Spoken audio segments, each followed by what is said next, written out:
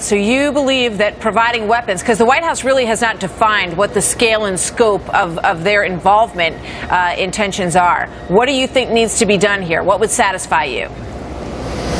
Well, Martha, I think we have to view this situation in the context of a terribly deteriorating situation in the region. Lebanon is being destabilized. Jordan is overrun with refugees. The fighting is now, the latest estimate of 93,000 people have been massacred. Horrible atrocities are taking place.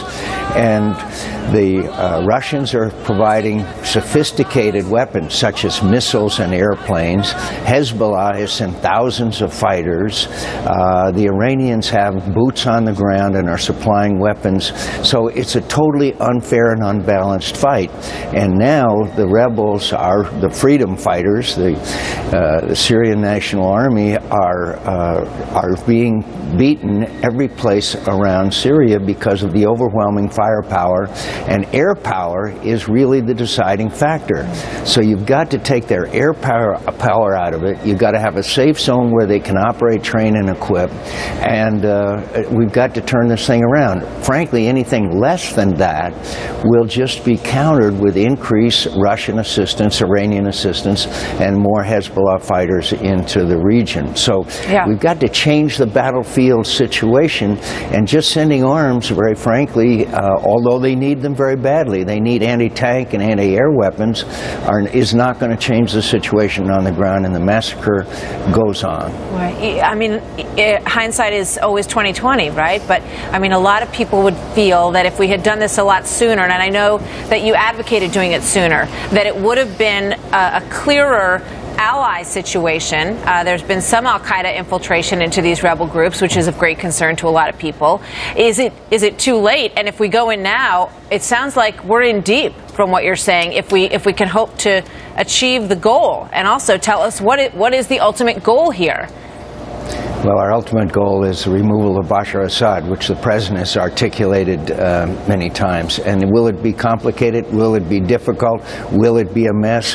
Chemical weapons caches are going to have to be secured. And frankly, every day that goes by and we don't get rid of Bashar Assad, it becomes more and more complicated and difficult. But for us to sit by and watch these people being massacred, raped, tortured in the most terrible fashion. Meanwhile, the Russians are all in, Hezbollah is all in, and we're talking about giving them more light weapons. I mean, it's insane. And let me just tell you, it is turning into a regional conflict, not just a conflict within Syria. And the United States has sat by, and the President of the United States, even overruling the recommendations a year ago of his advisors.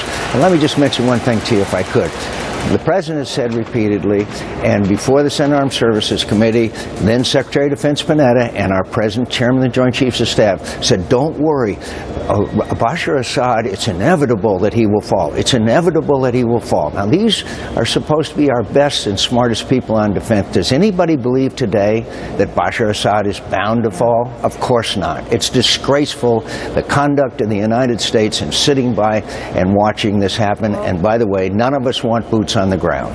Well, you know, that becomes the ultimate question. I mean, based on everything you're saying, I think back to Libya, and we heard the same thing from the president then, that Gaddafi would fall, that it would happen. The French really led the way in that situation. So now what you're describing in terms of the Russian involvement and the Iranian involvement here is a regional conflict. The president has always referred to this as a civil war in Syria. Should we get involved in a civil war in Syria?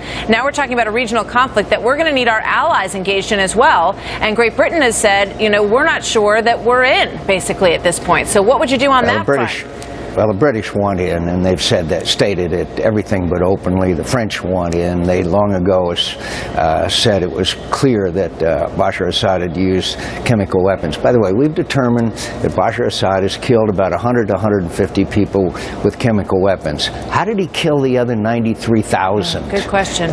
It's just what the president did was he gave them a red line, but gave them a green light to do everything else. And if I sound a little emotional about this, it's because the news out of that country is horrific, and it is about to destabilize and maybe even overthrow the government of Jordan.